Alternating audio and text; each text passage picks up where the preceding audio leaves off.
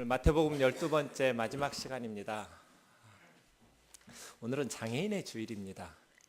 그러니까 우리 모두의 주일입니다. 우리 중에 장애인이 아닌 사람은 하나도 없습니다. 몸의 장애보다 더 심각한 것이 마음의 장애인데 저는 늘 제가 마음의 장애인이라고 생각합니다.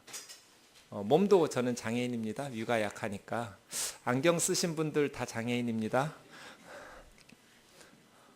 장애인의 날은 자신을 정상인으로 여기면서 몸 불편한 친구들을 봉사하면서 불쌍히 여기는 날이 아닙니다. 장애인의 날, 장애인의 주일은 우리가 마음의 장애를 가진 또 어떤 의미에서 더 우리의 마음이 일그러져 있다는 것을 의식하면서 그저 예수님께서 사람이 되셔서 우리를 도우신 것처럼 우리도 그들 위에 서서 돕는 것이 아니라 그냥 같은 장애인으로서 몸이 불편한 형제 자매들을 친구로 삼고 이웃으로 삼아서 살아가는 것.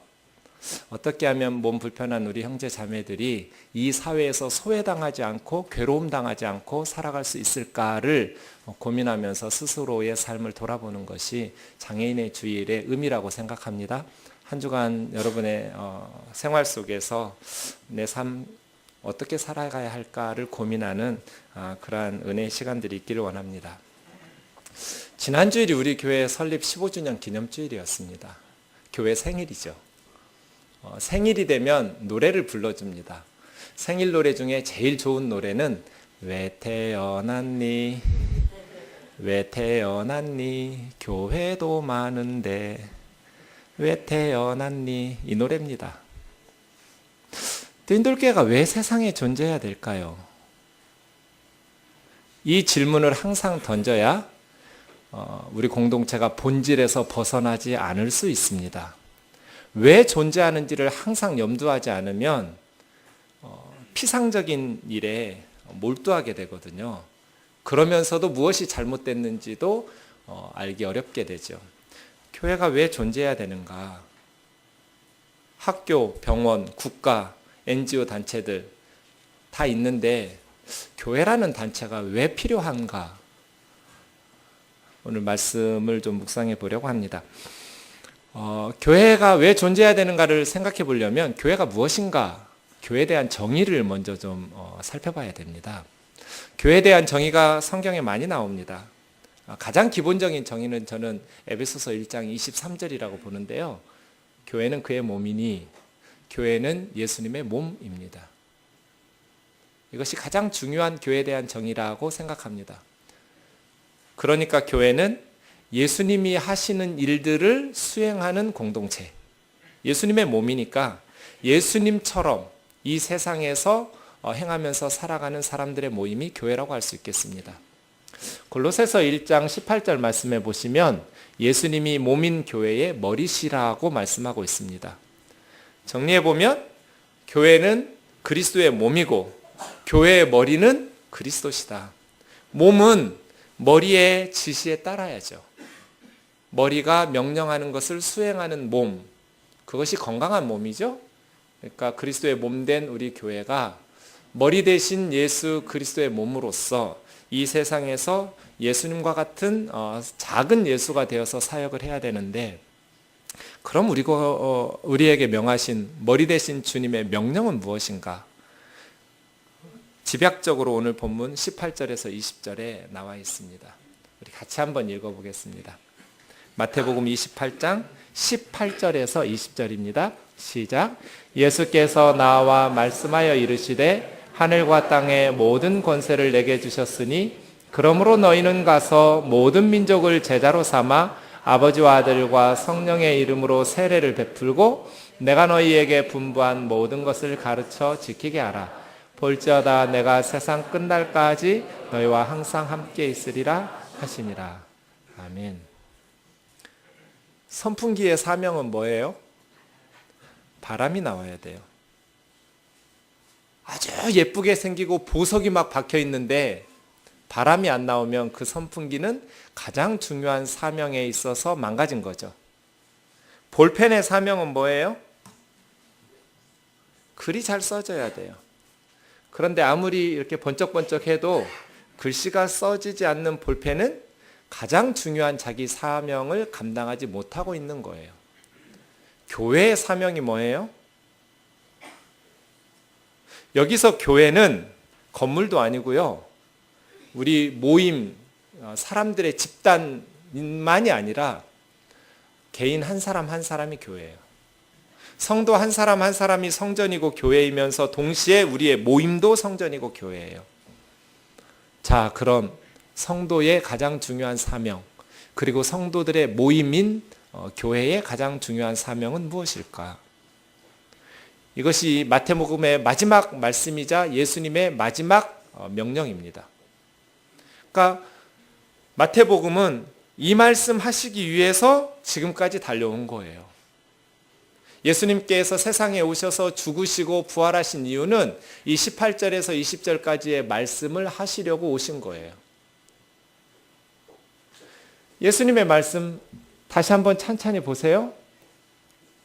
하늘과 땅의 모든 권세를 내게 주셨으니 그러므로 너희는 가서 모든 민족을 제자로 삼아 아버지와 아들과 성령의 이름으로 세례를 베풀고 내가 너희에게 분부한 모든 것을 가르쳐 지키게 하라.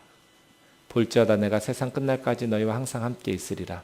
여기서 가장 중요한 다른 문장들을 다 요약할 수 있는 가장 핵심 문장이 뭐예요? 결국 예수님의 명령을 한 문장으로 요약하면 뭐예요?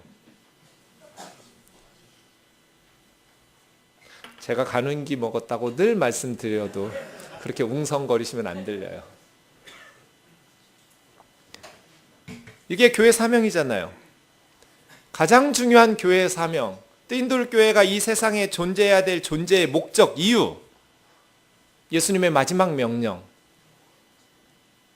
그 마지막 명령이 여러 문장으로 이루어져 있는데 가장 핵심적인 문장은 뭐예요? 뭘 어쩌라는 거예요? 가르쳐 지키게 하라. 저거 정확히 저 페이지를 펼쳐서 그런데요. 정확히 번역이 좀 매끄럽지 못해요. 내가 너에게 분부한 모든 것을 지키도록 가르쳐라예요. 제대로 번역하면. 내가 너희에게 분부한 모든 예수님의 가르침, 교훈을 지키면서 살도록 가르쳐라. 그러면 내가 너희에게 분부한 모든 것을 지키도록 가르쳐라예요. 핵심 문장은 저게 아니에요. 그 앞으로 와야 돼요. 그럼 모든 민족에게 가는 거예요? 아니에요. 아버지와 아들과 성령의 이름으로 세례를 베푸는 거예요? 아니에요. 하나 남았죠? 제자로 삼아예요. 제자로 삼아. 예수님께서 우리에게 명령하신 마지막 명령의 핵심 문장은 모든 민족에게 가서 제자를 삼으라는 거예요. 집단적으로 국가를 제자 삼을 수는 없어요. 모든 민족 국가의 개인을 제자 삼는 거죠. 모든 민족에게 가서 예수님의 제자로 삼아라. 제자로 삼는 방법이 두 가지예요. 어떻게 제자 삼으란 말인가? 첫 번째는 세례를 베푸는 것이고요. 두 번째는 내가 너에게 분부한 모든 것을 지키도록 가르치는 거예요. 그것이 제자 삼는 방법이에요. 정리해 보세요. 교회가 이 땅에 존재해야 될 예수님의 유언적 마지막 명령, 몸인 교회의 머리 대신 그리스도께서 몸인 교회에게 주셨던 명령, 제자 삼아라. 어떻게? 세례를 베풀고 내가 너에게 분부한 모든 것을 지키며 살도록 가르쳐라. 이렇게. 이것이 예수님의 교회를 향한 가장 마지막 중요한 명령입니다. 이 명령을 좀 더 자세히 살피기 위해서 16절부터 보겠습니다. 가룟 유다는 이미 스스로 목숨을 끊었고요. 11명의 제자가 갈릴리에서 예수님께서 지시하신 산에 올랐습니다. 그래서 이 말씀을 하신 겁니다. 왜 갈릴리일까요? 예루살렘에 있던 제자들을 왜 갈릴리로 불러 모으셨을까? 갈릴리 하면 마태복음 4장 15절에 보면 이방의 갈릴리입니다. 이스라엘인데도 이방처럼 여겨진 것이죠. 그래서 이미 예수님께서는 이방인 선교를 먼저 시작한 거예요. 이방의 땅 갈릴리에. 예루살렘과 유대에서 선교가 시작되는 것이 아니라 갈릴리에서 사명을 주시는 것입니다. 왜냐하면 예루살렘과 유대가 예수님을 배척했기 때문입니다. 산에 오르셨습니다. 마태복음에 의하면 산은 산상설교인 5, 6, 7장에서 알 수 있듯이 하나님의 말씀이 선포되는 곳입니다. 십계명이 선포된 신의 산처럼 산에서는 하나님이 임재하셔서 하나님의 말씀이 선포되고, 또 마태복음 17장의 변화산에서 모세와 엘리야가 변화하신 예수님의 모습을 보고 만났던 것처럼 하나님을 만나는 곳이 산입니다.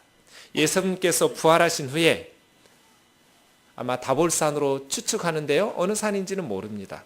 산 위로 제자들을 부르시면서 바로 이 마지막 명령을 주신 것입니다. 하나님이 신의 산에 임재하셔서 십계명을 주셨듯 예수님께서 산으로 제자들을 부르셔서 이제 제자들이 이 세상 마치는 날까지 받들어야 될 가장 중요한 말씀을 선포하신 것입니다. 17절입니다. 제자들이 예수님을 배웁고 경배했습니다. 그러니까 어떤 사람들이 땅끝까지 가서 복음을 전하냐면 예수님을 배웁고 경배한 사람들입니다. 개인적으로 예수님을 만난 경험이 있는 사람들, 부활하신 예수님을 경험한 사람들, 예배 가운데서 예수님을 만나는 사람들이 지금도 복음을 전합니다. 하지만 아직도 주님이 부활하신 것에 대해서 도마처럼 의심하는 사람들도 있었다고 기록하고 있습니다. 그 다음 18절에 이 명령을 주신 주체가 누구인지를 말씀하고 있는데, 예수님은 자신을 하늘과 땅의 모든 권세를 내게 주셨으니 그랬습니다. 하늘과 땅의 모든 권세를 내게 주셨으니. 마태복음은 유대인들을 대상으로 쓴 성경입니다. 유대인들이 이 말을 듣고 기분이 좋았을까요? 흥분했을까요? 흥분했습니다. 기분 좋아서 흥분한 것 아닙니다. 분노로 흥분했습니다. 왜요? 유대인들은 하늘과 땅의 모든 권세는 누구에게만 있다고 생각해요? 하나님 한 분에게만 있다고 생각해요. 하늘과 땅의 모든 권세는 하나님 한 분에게 있는데 저 예수가 누구기에 하늘과 땅의 모든 권세가 자기에게 있다고 하는가? 황당한 얘기입니다. 그런데 예수님은 본인이 처음으로 말씀하시는 것이 아니라 이미 선지자가 예언했던 그것 그대로 말한 것뿐입니다. 다니엘서 7장 13절과 14절 우리 같이 한번 읽어보겠습니다. 시작. 내가 또 밤 이상 중에 보았는데 인자 같은 이가 하늘 구름을 타고 와서 옛적부터 항상 계신 자에게 나와 그 앞에 인도되매 그에게 권세와 영광과 나라를 주고 모든 백성과 나라들과 각 방언하는 자로 그를 섬기게 하였으니 그 권세는 영원한 권세라 옮기지 아니할 것이요 그 나라는 패하지 아니할 것이니라. 다니엘 선지자가 환상을 보았어요. 그런데 인자, 사람의 아들이에요. 사람인데 하늘에서부터 구름을 타고 옛적부터 항상 계신 하나님 앞으로 인도됐어요. 어떤 사람이 하늘 구름을 타고 하나님 앞으로 인도되니까 하나님께서 그에게 나라와 권세와 영광을 주었어요. 그리고 모든 민족, 모든 나라, 모든 방언, 언어, 모든 각기 다른 언어를 사용하는 이 세상의 모든 사람들이 그 사람의 아들에게 엎드려 경배하며 섬겼어요. 그런데 하나님이 주신 그 권세는 영원한 권세라서 옮겨지지도 않고요. 그 나라는 멸망하지도 않는 영원한 나라였어요. 하나님이 사람의 아들에게 권세와 영광과 나라를 주셨다고 그랬죠. 그런데 이어지는 다니엘서에 이제 다니엘 선지자가 이 환상을 보고 15절에 보면 번뇌하기 시작하거든요. 다니엘도 유일신자잖아요. 어머니 뱃속에서부터 뼛속 깊이 하나님은 한 분, 유일신론자예요. 그런데 이 할아버지가 70이 넘었거든요, 이때. 하루에 3번씩 기도하면서 기도하기 위해서 사자굴까지 들어갔다 나왔던 이 할아버지가 하나님은 한 분밖에 없고 모든 신은 다 거짓이며 모든 나라와 민족은 하나님에게만 경배해야 된다고 생각했던 이 사람이 하나님께서 어떤 사람의 아들에게, 사람에게 나라와 권세와 영광을 주니까 얼마나 놀랬겠어요, 다니엘 선지자가. 그러고 있을 때 천사가 와서 설명을 해줘요.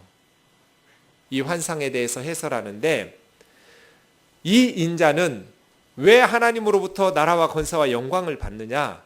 고난을 받기 때문이에요. 이 사람의 아들이 고난을 받고 이 인자가 고난을 받음으로써 이 인자를 믿고 따르는 하나님의 백성들이 나라를 함께 얻게 된다.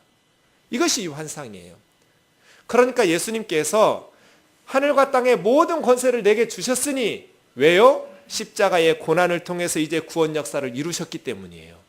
십자가와 부활이 끝났기 때문에 이제는 예수님께서 하늘과 땅의 모든 권세를 하나님 아버지로부터 받고 이제 세상 사람 모두에게 제자들을 파송할 수 있는 자격이 생긴 거예요. 그 머리 대신 예수 그리스도를 힘입어서 이제 예수님을 믿는 하나님의 백성들이 함께 그의 나라를 동참하게 된다. 이게 다니엘 선지자의 예언이었거든요. 지금 예수님은 제자들에게 하늘과 땅의 모든 권세를 내게 주셨다. 그러니 너희는 가라. 그동안은 사마리아에도 가지 말고 이방인의 고을로도 가지 말고 이스라엘 집에 잃어버린 양에게로만 가라고 그랬거든요. 마태복음은 계속해서 사마리아 땅도 이방인의 고을도 가지 말고 이스라엘 집으로 가라.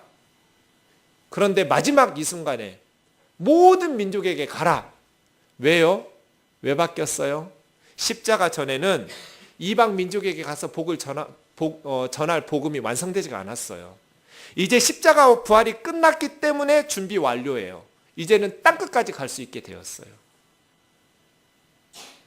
그래서 가라는 거예요. 우리 교회의 사명은 우리만 예수 믿고 우리만 천국 가는 게 아니에요. 이제 우리는 복음을 들고 모든 민족에게 가서 제자 삼아야 돼요. 잠깐만요, 목사님. 16절을 보시면 11 제자가 예수님의 명령을 듣지 않았습니까? 그러니 이 말씀은 사도들에게 주신 명령이니 목회자들이나 선교사들에게 주신 명령 아닙니까?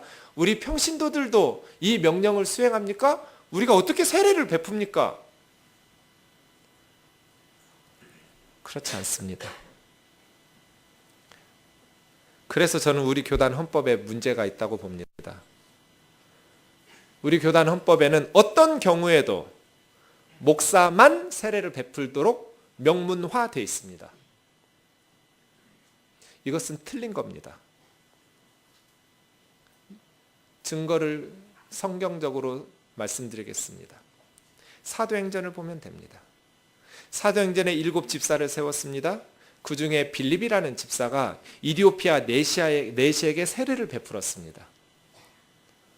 아, 그거야. 자기네 나라로 돌아가는데 다시 예루살렘으로 가자고 할 수 없으니까 집사님이 세례 베풀었죠. 그렇다면 사도행전 10장에 보면 고넬료 사건이 나옵니다. 매우 중요한 사건이어서 사도행전에 2번이나 반복해서 길게 설명되는 부분입니다. 왜냐하면 할례받지 않은 이방인이 최초로 세례받은 장면이기 때문에 그렇습니다. 할례받지 않은 이방인인 백부장 고넬료가 하나님을 섬기다가 환상받고 또 요바에서 베드로도 환상을 받고 고넬료가 사람들 몇을 보냈습니다. 10장 23절에 보시면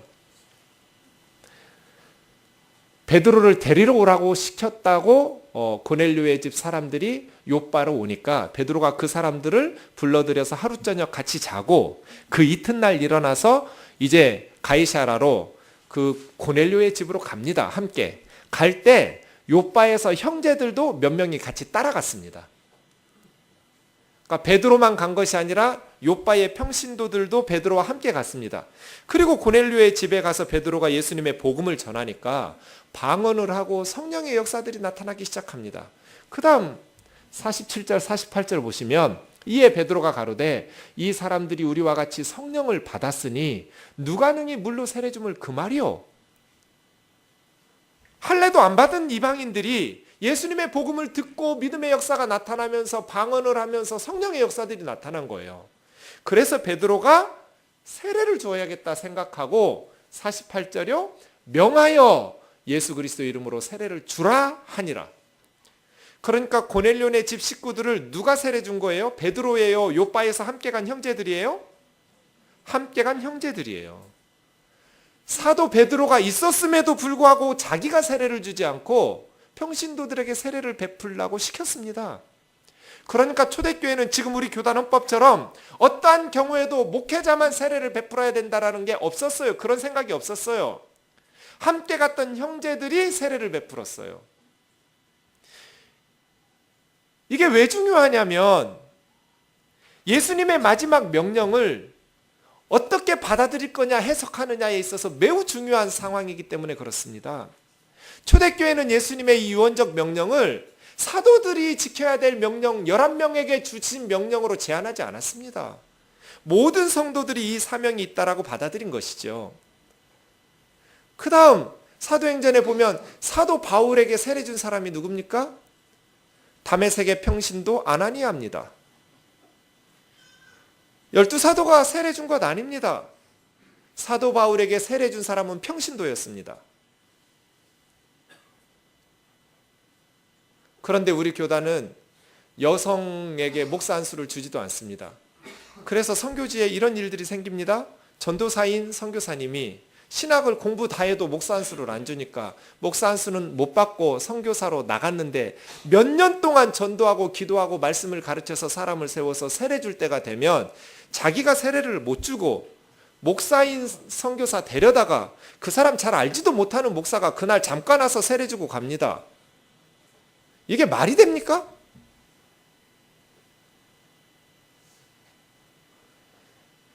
그러면 여자들은 이 말씀에서 제외입니까? 그렇지 않습니다. 만약에 이것으로 문제 삼아서 우리 교단이 저를 쫓아낸다면 저는 쫓겨나야 됩니다. 교단에 머물러 있고 싶은 생각이 없습니다. 성경대로 저를 설득하면 모르겠지만 아마 그게 쉽지 않을 겁니다. 제가 왜 이 말씀을 드리냐면 예수님의 유언적 마지막 명령은 목회자들과 소수의 엘리트 성도들만의 것이 아니다. 모든 크리스찬들이 순종해야 될 명령이라는 것입니다. 세례를 주려면 전도해야겠죠. 복음을 전하고 예수 그리스도를 전하면서 영접하고 그러면 세례를 베풀어야 됩니다. 물론 목사인 제가 점검하겠죠. 이 사람의 믿음이 정말 확실한가? 여러분 천국 가기 전에 여러분이 세례를 베푸셔야 돼요. 내가 전도하고 말씀으로 양육해서 예수님의 제자로 삼은 매일매일 기도하면서 전도했고 매일매일 기도하면서 양육했던 형제 자매들을 여러분이 제가 검사할 테니 그 사람 세례 받기에 합당한지 합당하지 않은지 여러분이 세례를 베푸셔야 돼요. 그래서 이 말씀을 수종 들어야 돼요. 목사들만 이 말씀 순종하면 안 되는 거예요. 아유 목사님, 나 같은 할머니가 눈이 보이지도 않는데 어떻게 말씀을 가르치고 어떻게 예수님의 명령을 순종할 수 있겠습니까? 난 너무 늙어버렸습니다. 그렇지 않아요. 여기에 열애는 없어요. 어느 목사님 설교에서 들었는데 한 할머니가 전도해야 된다라는 말씀을 듣고 마음에 부담이 생겼는데 너무 늙어버렸어요, 자기는. 그런데 꾀가 났어요. 공원에 나갔어요, 전도지를 들고. 벤치에 앉아있는 젊은이 옆으로 가서 나 옆에 앉아도 되냐고. 예, 앉으세요 할머니. 아, 나 눈이 안 보여서 그런데 이 책 좀 읽어봐 줄 거냐고. 예? 하고 읽어주는 거예요. 자기는 다 알고 있는 내용이에요. 중요하다 싶으면 다시 한번 읽어달라고. 전도지를 읽는 거예요. 쭉 읽고 나면 이제 알겠냐고. 뭐요 할머니? 예수 믿으라고 하지 않냐고. 안 믿는다고. 나같이 늙은이도 믿는데 왜 젊은 사람이 안 믿느냐고. 주일에 몇 시에 어디서 만나자고. 그렇게 전도를 많이 하신대요. 이 말씀을 목회자들에게 떠넘기고 평신도니까 나는 예수님의 명령을 받들지 않아도 되는가? 그렇지 않습니다. 100년 된 교회든 오늘 설립예배 드리는 교회이든 시골 교회든 도시 교회이든 부자 교회이든 가난한 교회이든 예수님의 유언적 이 명령은 반드시 순종해야 됩니다. 우리 교회의 가장 중요한 존재 이유가 바로 사람들을 예수님의 제자로 만드는 것입니다. 예수님의 제자로 만들려면 전도에서 세례만 주면 안 됩니다. 하나 더 있죠? 내가 너희에게 분부한 모든 것을 지키도록 가르쳐라. 내가 너희에게 가르쳤던 모든 교훈을 지키면서 살아가도록 가르쳐라. 한국교회가 이 부분이 안 됩니다. 지금 열심히 전도는 합니다. 그런데 예수님의 말씀처럼 살아내지를 못하는 거예요, 성도들이. 그래서 안 믿는 사람들로부터 손가락질을 받고 있습니다. 한국교회가 다시 부흥하려면 열심히 전도하는 것만큼 예수님의 말씀을 열심히 배우고 예수님의 말씀대로 살기 위해서 가르치고 살기 위해서 힘써야 돼요. 신약 성경은 한 번도 믿음을 지적인 동의라고 말한 적이 없습니다. 믿음이란 예수 영접기도 따라하는 것으로 끝나지를 않습니다. 믿음이란 지적으로 옳다고 동의하는 신앙 고백이 아닙니다. 믿음은 삶입니다. 예수 그리스도의 십자가를 믿는데 어떻게 예수 그리스도를 닮아가는 삶을 사모하지 않게 돼 있어요? 전도는 입으로 하는 게 아니잖아요. 필요할 때 입을 사용하는 것 뿐이지 전도는 삶으로 해야죠.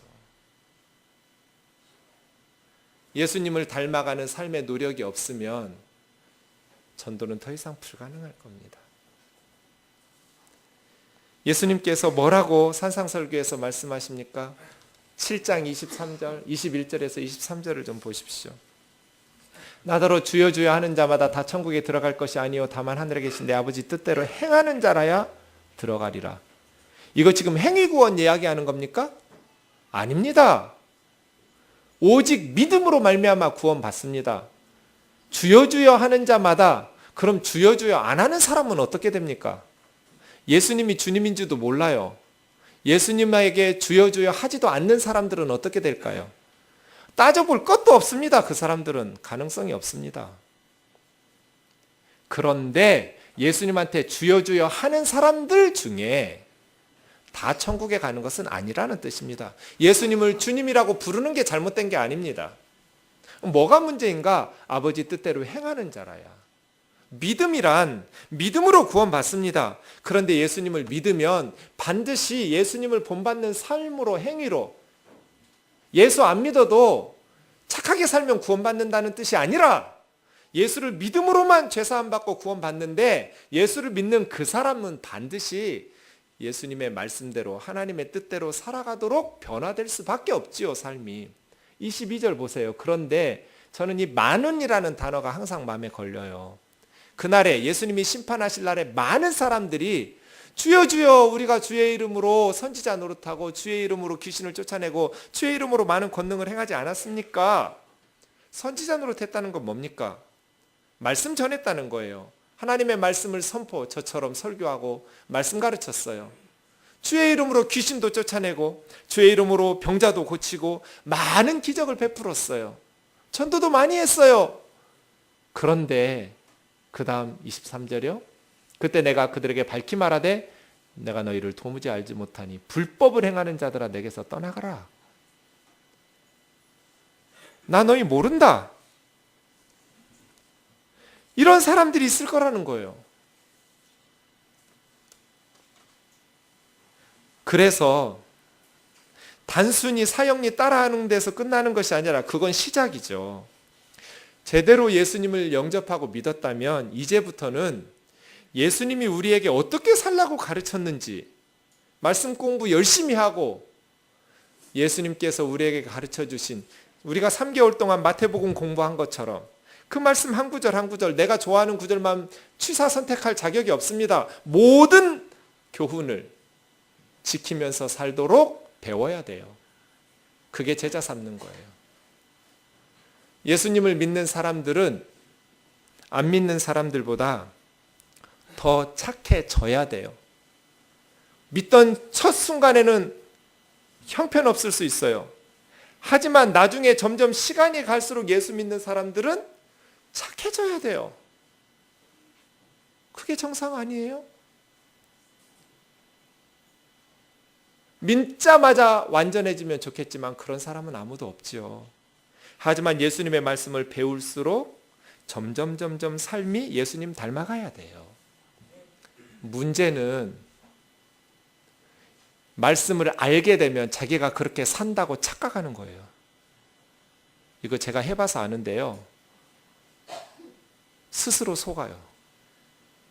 성경에서 예수님의 말씀을 깨닫게 되면, 은혜를 받으면 내가 마치 그런 사람이 된 것처럼 착각해요. 다르잖아요. 말씀 깨달은 거하고 은혜 받은 거하고 내가 말씀대로 사는 거하고는 다르잖아요. 그래서 말씀대로 살기 위해서 끊임없이 나 자신과 싸워야 되거든요. 그러도록 가르치라는 거예요. 지난주 중에 잡지 하나가 왔는데 이분은 대표적으로 한국 기독교를 구렁텅이로 빠뜨린 분이에요. 우리 교단의 총회장 되기 위해서 어마어마한 천문학적인 돈을 쓰신 분이에요. 한기총 회장이 되기 위해서 법정 투쟁하고 수없이 불법을 행했던 분이에요. 대통령 무릎 꿇혀놓고 안수기도 해준 사람이에요. 자기 아들에게 세습한 목사예요.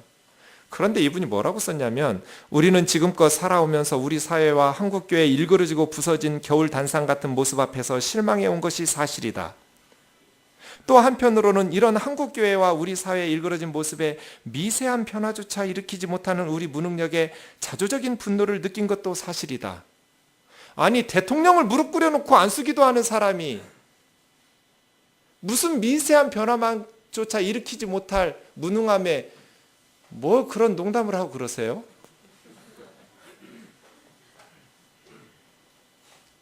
누구 때문에 한국교회가 지금 이렇게 욕 얻어먹고 있는데? 두려웠어요. 아, 목회자들은 자기 자신을 못 보는구나. 내 눈에 들보는 안 보이는구나. 나도 그러겠다. 내가 변질되면서 내 삶이 엉망으로 예수님 닮지 않고 사탄 닮아가는데도 그리스도의 가난한 그 뒤에 갈릴리의 비천한 자를 따르기보다는 세상의 재벌 회장들 흉내내면서 살아가면서도 내가 뭐가 잘못됐는지를 모르고 한국교회만 일그러졌다고 책망하고 탄식하겠구나. 내가 아무리 잘못한 거 없어 보여도 성도들이 잘못했다고 하면 얼른 사표 내고 물러나야지 다짐을 했어요. 내 눈에는 나의 허물이 안 보이니까. 내가 너희에게 분부한 모든 것을 지키도록 가르쳐라. 이게 제자예요. 예수님이 우리에게 살라고 하신 삶의 교훈이 있잖아요. 내가 너희를 사랑한 것처럼 너희도 서로 사랑해라.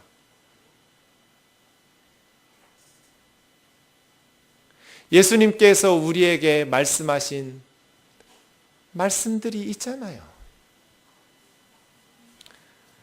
이 말씀은 모르고 있는 한국교회는 없습니다. 그리고 이 말씀이 중요하다고 가르치지 않는 목사도 없다고 봅니다. 문제는 실천입니다. 모든 민족에게 가냐? 선교사를 파송하고 정말 그들을 물질과 기도로 후원하고 있느냐? 실질적으로 한국교회가 선교하느냐? 안 합니다. 거의 안 해요. 하는 교회 거의 없어요. 선교가 중요하다고 말합니다. 이것은 예수님의 유언이라고 말합니다. 그런데 안 합니다. 왜 안 할까요? 저도 모릅니다. 이해할 수가 없습니다. 다들 자기에게만 관심이 있어요. 우리 신앙과 삶의 가장 중요한 일이 뭡니까? 우리 인생에, 그리고 우리 신앙생활에 가장 중요한 사건이 어떤 일입니까? 우리가 예수님 믿고 구원받은 겁니다. 맞습니까? 우리 신앙의 가장 중요한 것, 내가 예수 믿고 구원받은 것.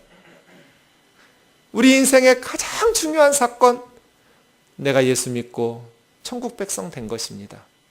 그러면 천국 갈 때까지 우리가 세상에 살면서 가장 중요한 건 뭡니까? 예수 믿지 않는 사람들에게 함께 예수 믿고 함께 천국 가도록 하는 것 아닙니까?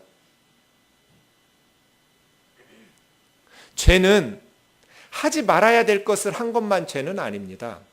해야 될 일을 안 하는 것도 죄입니다. 우리는 사람을 죽인 사람을 살인자라고 하고 살인은 큰 죄라고 말합니다. 그런데 우리 주위 사람들에게 복음을 전하지 않습니다. 그러면서도 우리 스스로를 살인자로 여기지는 않습니다. 어떤 의미에서 영원한 죽음을 모른 척하고 복음을 전하지 않는 것이 더 무서운 몹쓸 짓 아닙니까? 그런데도 신앙생활 하는데 자기만 관심이 있어요. 내 믿음, 내 가족, 내 교회. 한국교회가 왜 선교를 못하냐면 자기 교회를 앞세우기 때문이에요. 초대교회는 300년 이상 동안 건물이 없었는데 박해적 상황에서 복음 전하는 일에 집중해서 성령의 충만한 역사들이 나타났는데, 지금 한국교회는 자기 교회에다가 물질과 기도를 쏟아 부어요. 예배당 짓는 거 그까짓 거 위해서 뭐하러 기도해요? 돈 모아서 지으면 되지. 그 아까운 기도, 난 돈보다 기도가 더 아까워요. 그 기도 좀 선교사님들 위해서 쏟아붓죠. 건물 짓는 거 그거 뭐가 힘들다고 앉아봐서 모르겠지만 기도까지 하고 그래요. 필요하면 소박하게 지으면 되지. 그거 성전 아닙니다. 예배 처소죠. 필요하면 소박하게 지으면 돼요. 그러나 우리가 집중해야 될 것은 진짜 성전, 예수 믿는 사람들을 만들어내는 거. 안 믿던 사람들이 예수 믿게 되면 지금 성전 하나 지은 거예요. 성도가 성전이잖아요. 예수 믿는 사람들이 하나님의 집이란 말이에요. 그런데 한국교회는 가짜 성전 짓느라고 진짜 성전을 못 짓고 있어요. 이것이 한국교회 비극이에요. 돈이 없어요. 선교하고 싶어도. 정확히 말하면 돈은 있는데 선교할 돈이 없는 거예요. 자기들을 위해서 쓰느라고. 사랑하는 형제 자매 여러분, 교회뿐 아닙니다. 여러분 가정, 개인도 마찬가지입니다. 여러분이 돈이 없어서 선교를 못하는 건 아닙니다. 적으면 적은 대로 하면 되고 많으면 많은 대로 하면 됩니다. 부유한 사람들만 선교 후원할 수 있는 것 아닙니다. 이렇게 말하면 목사님 좀 기다리세요. 나중에 내가 성공해가지고 선교할 테니까 좀만 기다리세요. 그러다가 저 은퇴할 때까지 기다려요. 성공해서 선교하지 말고요. 적으면 적은 대로 지금 1,000원 생기면 100원 하고 10원 하면 되잖아요. 과부의 2랩돈처럼 하시면 되잖아요. 많이 해야만 하나님이 기뻐하시는 거 아니잖아요. 그래서 오늘 개척한 교회도 선교 시작해야 된다는 거예요.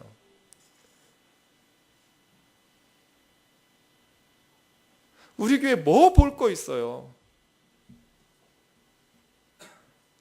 그런데 하려고 해서 한 건 아닌데 어쩌다 보니까 한 게 선교예요. 첫 달부터 선교비 보냈거든요. 개척하고.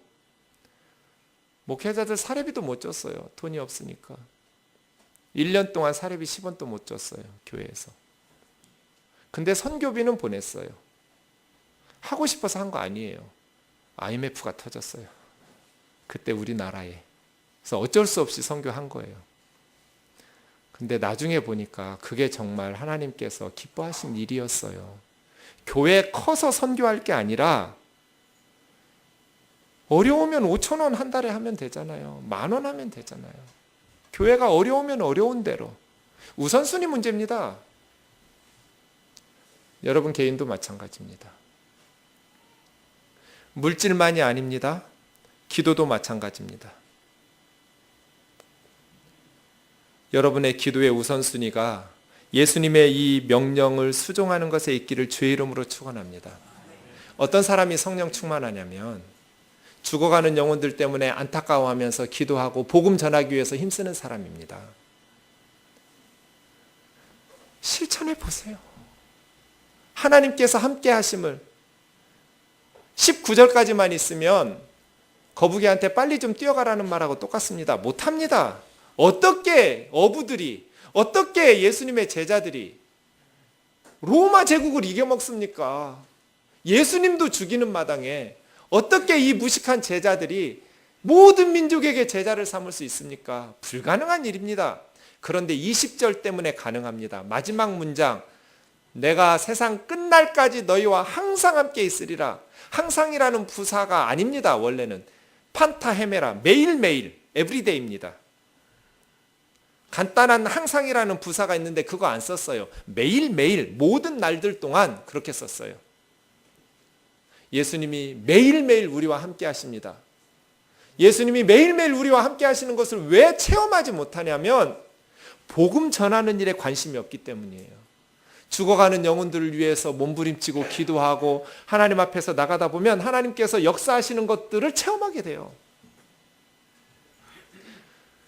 저는 지난 한 주간 목사님, 왜 하나님께서 세월호 사건을 허락하셨을까요? 정말 많은 분들로부터 질문을 받았습니다.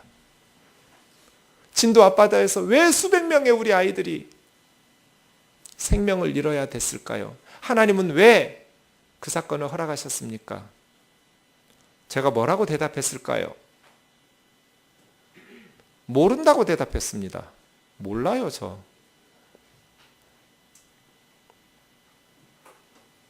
그 사건은 인간들의 탐욕과 무책임과 안전불감증, 무능함, 어리석은 어른들의 죄악으로 발생한 사건입니다. 그런데 물론 하나님께서 막으실 수도 있었습니다. 왜 하나님께서 막지 않으셨는지는 저는 모릅니다. 그런데 제가 아는 것이 있습니다. 질문이 틀렸습니다. 중학교 2학년 때 제가 수술한 거 여러분이 아십니다. 죽을 뻔한 수술했습니다. 30년 전에는 지금처럼 수술이 쉽지가 않았습니다. 그때는 지금은 주사 한 번만 꽂고 거기다가 계속 주사를 놓으니까 주사 맞는 일이 그렇게 힘들지 않은데 그때는 그런 게 없어서 주사 맞을 때마다 바늘을 꽂았습니다. 양팔이 퉁퉁 부어서 막 찜질해가면서 주사를 맞습니다. 나중에는 그래도 안 되니까 발에다가 주사기를 꼽습니다. 그렇게 링거 맞고 그랬습니다. 주사 맞는 건 아무것도 아닙니다. 제가 수술하고 깨어나 보니까 양 옆에 거즈를 길게 달아놨습니다. 지금은 수술 끝나면 수술 후에 노폐물을 이렇게 주머니를 달아놔서 자연적으로 빠지게 만듭니다. 그런데 그때는 그런 게 없었습니다. 그래서 주머니가 없으니까 거즈를 길게 달았어요. 의사가 오지도 않습니다. 그 병원에서 제일 힘센 김군이라는 형이 옵니다. 오후 시간마다 한 3, 4일 지나니까 매일 와서 마취 주사도 안 넣습니다. 마취도 안 하고 그냥 빨간 약 바르고 거즈 잡아 뺍니다. 힘으로. 근데 속에는 고름이 붙어 있으니까 부피가 크잖아요. 생살을 찢는 거예요. 피가 나요. 그때 저희 아버지가 그랬어요. 제가 15살이었는데 준경아 아프면 이를 꽉 깨물어라. 그래서 제가 그 뒤로 이를 앙 물고 참았습니다. 울지 않았는데 그게 끝나고 나면 온몸이 땀이 범벅되면서 눈물이 이렇게 저도 모르게 이렇게 흘러서 얼굴에 묻어 있습니다. 저희 어머니는 제 앞에서 한 번도 운 적이 없습니다. 근데 항상 눈이 퉁퉁 부어 있었어요. 어느 날 가장 친한 친구 둘이 학교 끝나고 와서 놀다가 갔는데 병실에 저 혼자 남았습니다. 어둑어둑해지려고 했었는데 제가 하나님한테 질문을 던졌습니다. 이 세월호 사건처럼. 하나님, 제가 왜 수술을 해야 됩니까? 이런 사건이 저에게 왜 일어났습니까? 제 죄가 얼마나 그렇게 많습니까? 내가 다른 애들보다 다른 친구들보다 특별히 그렇게 죄가 더 많습니까? 제가 아픈 거는 참겠는데 왜 저 때문에 우리 어머니가 저렇게 울어야 됩니까? 그렇게 질문 던지고 설핏 잠이 들랑말랑 했는데 갑자기 하나님께서 말을 걸었어요. 제 마음에. 이사야 41장 10절을 읽어봐라 그래요. 그래서 제가 성경에 41장이나 되는 성경이 있나? 그랬어요. 신약 성경만 익숙하니까 신약 성경은 41장까지 가는 성경이 없잖아요. 그래서 옆에 성경이 있길래 이사야 41장 10절을 읽었는데 그때는 15살 때라 머리가 좋아서 그런지 읽는 순간 그게 머릿속에 박혀버렸어요. 두려워 말라 내가 너와 함께함이니라. 놀라지 말라 나는 내 하나님이 됨이니라. 내가 너를 굳세게 하리라. 참으로 너를 도와주려. 참으로 나의 의로운 오른손으로 너를 붙들리라. 그렇게 써 있는 거예요. 그 다음에 예수님이 나는 울고 있는 너를 안고 통곡하고 있다. 그렇게 말씀하셨어요. 그래서 제가 생각했어요. 우는 것하고 통곡하는 거하고 뭐가 다르지? 둘 다 우는 건데? 이런 생각하는데 갑자기 영상이 떠올랐어요. 우는 거는 조용히 눈물이 흐르는, 통곡하는 거는 막 땅바닥에 주저앉아서 땅바닥을 치면서 통곡하는 게 훨씬 더 힘들고 슬픈 일을 만난 거구나. 그리고 깨달았어요. 내가 아파서 울고 있을 때 우리 예수님은 울고 있는 나를 껴안고 통곡하고 계시는 분이구나. 예수님이 나와 함께 하신다, 울고 있는 나와 함께 통곡하고 계신다고 해서 좋아진 것, 달라진 것 없습니다. 2년 후에 재발해서 똑같은 수술 한 번 또 했습니다. 죽을 뻔한 수술. 그리고 또 재발했습니다. 지금까지 약을 먹어야 되는 위장병 환자입니다. 태어나면서부터 저는 위가 약합니다. 왜 그런지 저는 모릅니다. 그러나 하나님께서 막으실 수도 있었는데 그냥 저에게는 그렇게 약한 위를 가지고 살라고 하신 겁니다. 저는 물었습니다. 제가 왜 이런 수술을 해야 됩니까? 저에게 왜 이런 사건이 일어나야 됩니까? 내 죄가 그렇게 큽니까? 그런데 하나님은 왜 내가 수술해야 되는지를 대답하지 않으시고 동문서답하셨습니다. 내가 너와 함께한다. 울고 있는 너를 안고 나는 통곡하고 있다. 저는 이것이 세월호 사건에 대한 대답입니다. 하나님이 왜 이런 사건을 우리에게, 그 가정들에게 허락하셨을까요? 모릅니다. 그 이유를 알면 아이들이 살아납니까? 그렇지도 않습니다. 그러나 우리가 할 수 있는 말이 있습니다. 하나님은 당신들을 사랑하십니다. 그럼에도 불구하고 울고 있는 당신들을 안고 우리 주님은 통곡하고 계십니다. 두려워하지 마십시오. 하나님께서 막으실 수 있었지만 막지 않으셨다는 것은 이제 살고 싶지 않지만, 죽고 싶겠지만 아들이 없는 삶을 살라고, 딸이 없는 삶을 살라고 하나님 말씀하신 겁니다.